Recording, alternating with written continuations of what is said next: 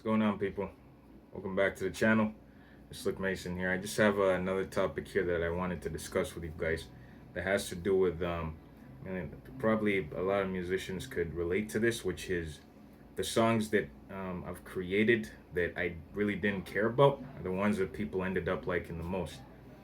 Now, as you can hear, I do have some friends of mine. They're just working on a song in the background here.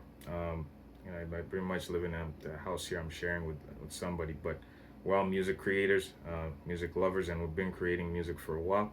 Um, I have also put out a bunch of different albums and singles in the past, and what I have found is that sometimes, actually most of the time, is that the songs that I pretty much took maybe 15, 20 minutes to make, or maybe it's a song I didn't even think would do that much or get that much traction, is a song that people actually decided that that's the one that they like the most, and then the one that I took so much time, that I put in a lot of energy into, right? That's the one that doesn't resonate as much, and I wondered why that is. Um, but I think it's because maybe actually I'll do this. I decided to Google some, reasons why this is. Now, I mean, I'm not a person who likes to have AI think for me that much. I like to go straight from the top of the dome. I mean, this conversation here, or this video is not really scripted. I just go off the top when it comes to certain points. Now, I do have things written down to kind of show me where I need to go to guide me. However, there is some information online about why this phenomenon takes place. Now, one thing I found out here is that there's the irony of creation. Right? You spend 3 months engineering a track of absolute perfection, perfect mix, intricate layers, flawless transition, and nobody cares. All right, so it's a very ironic thing that goes on.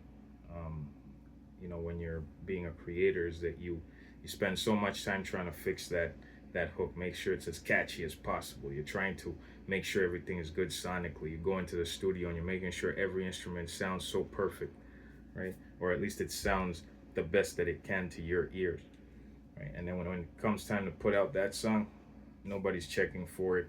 Maybe if they do, they just put up a comment out of respect and say, "Oh yeah, it sounds really good, man. Just keep doing your thing, keep doing your thing." But in reality, you're wondering, man, I put so much time and money into this track.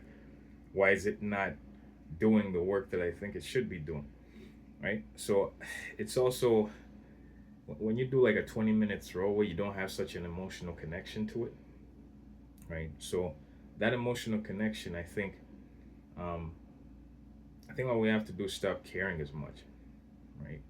When you stop caring as much and you just start making music because you enjoy doing it, and you just make as much as you possibly can.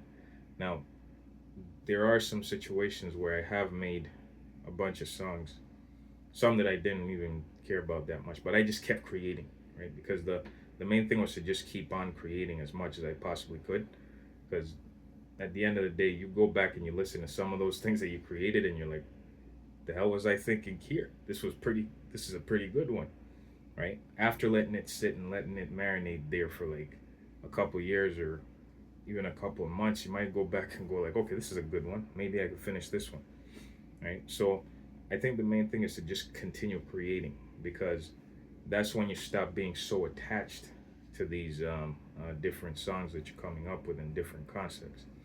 Um, Now, there's also a psychology behind why we engineer or we over engineer the songs we care about, right? So they found out that it was there's something called the trap of perfectionism, which I was talking about anyways, right? You want every instrument to be perfect, you want everything to sound perfect, right? And you pretty much want to give the fans the best that you possibly can, right? There's also a tunnel vision, right? You go so deep into the technical, you know, parts of that music, and you're like, man, I want an immediate, I want something that just hits, right? Hits me. I want to feel it, right? But at the end of the day, sometimes maybe that's not the combination of instruments is not necessarily for you something that you would feel, right? Maybe because of the music background you have. Maybe you were growing up listening to a certain kind of music and you always felt like, oh, this is how something should sound.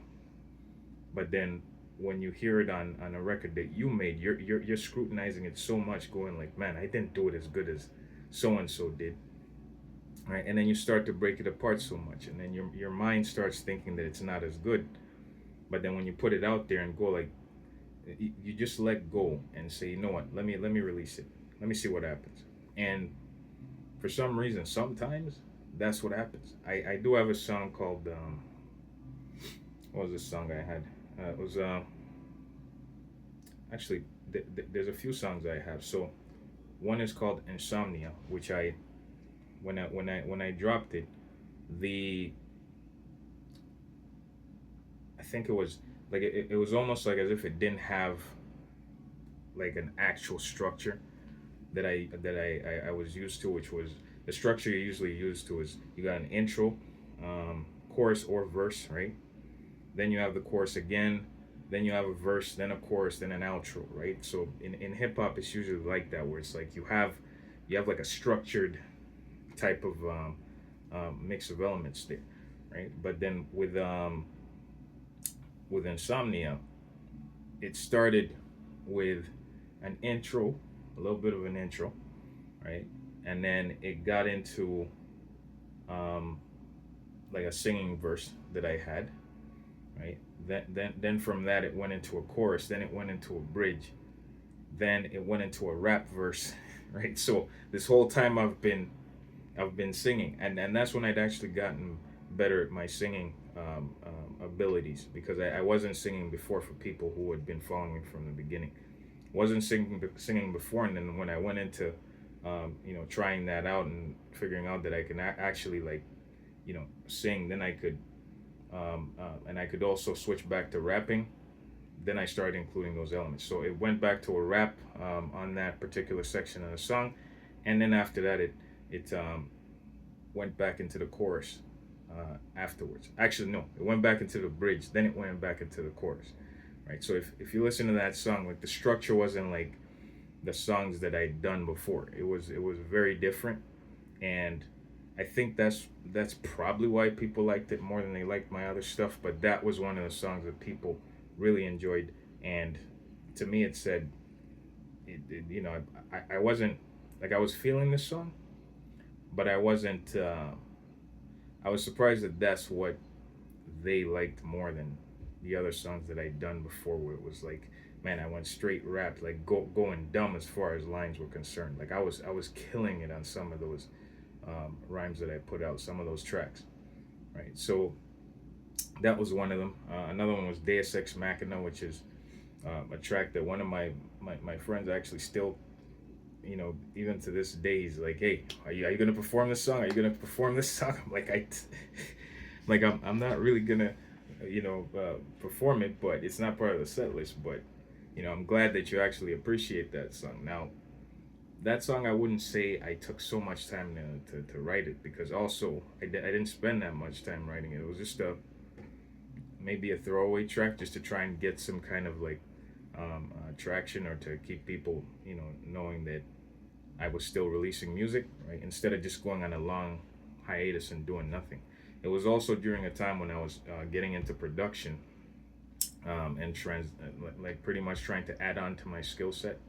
So I didn't want to just be an artist. I also wanted to be um, a I also wanted to be a producer at the same time. I wanted to start making my own beats. I wanted to really get into my production skills there, right? Because I'd always hear certain melodies in my head, and I wanted to put them in a DAW and make sure that I could get all the instrumentation together and then make proper songs, right, and put them out. So that's just just some information about the songs or releases that I've had that people didn't people liked, that I didn't care about that much, but it worked.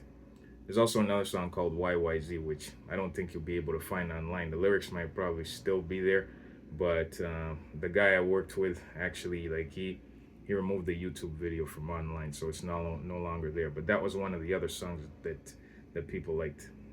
It was part of a competition, actually, just making a song about Toronto, and it did pretty well in that competition. I think we were almost the top song that won the prize, but the judges had some politics in the back end and probably and picked some other artist. I mean, congrats to them, but our song did pretty good numbers on there. So yeah, that was another 15-minute, 20-minute throwaway that I came up with.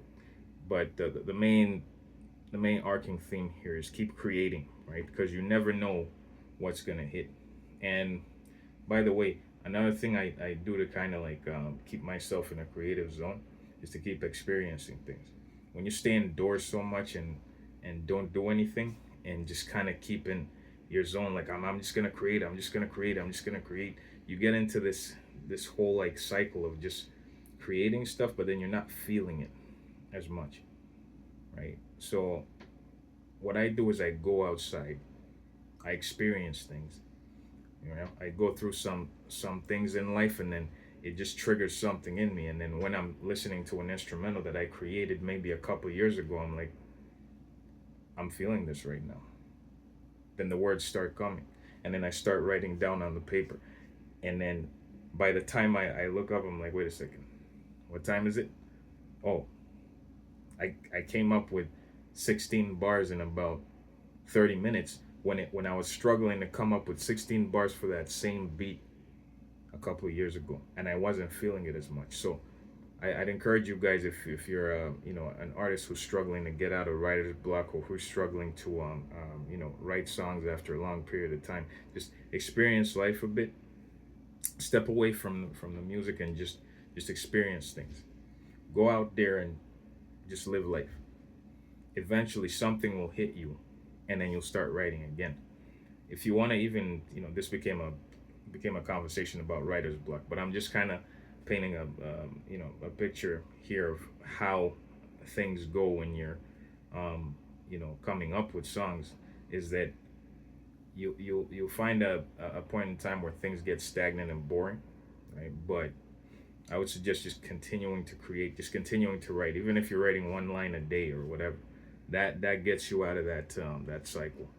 Anyways, sorry I sidetracked here, guys, but if you've had any of these experiences, just comment below, because most of us musicians, we're probably going through the same thing anyways, right? We're also in situations where you might be creating songs, and then they're not hitting, they're not hitting, they're not hitting.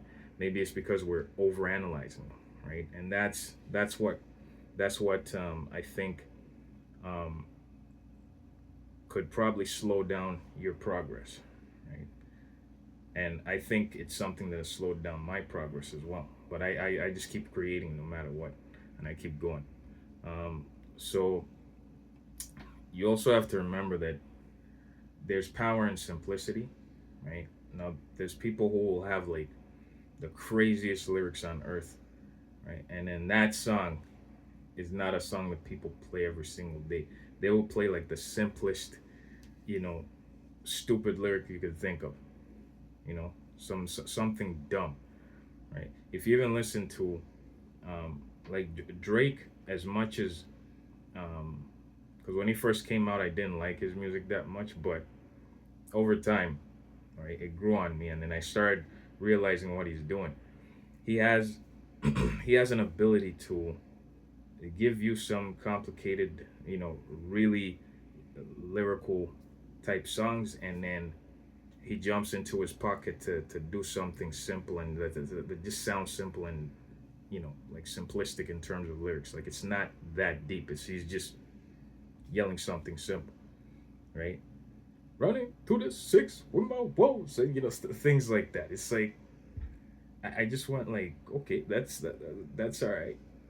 Right? But what does that mean in this context? Maybe it's just something you came up with to shout in that moment, but it's not hitting. It's not profound or anything. It's just something simple, right?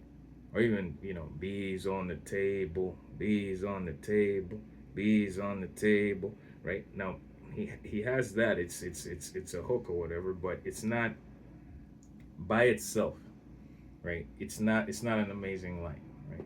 And it's not an amazing hook. But then he goes into the lyrics of it, and then you have to kind of dive deeper to see what's going on there.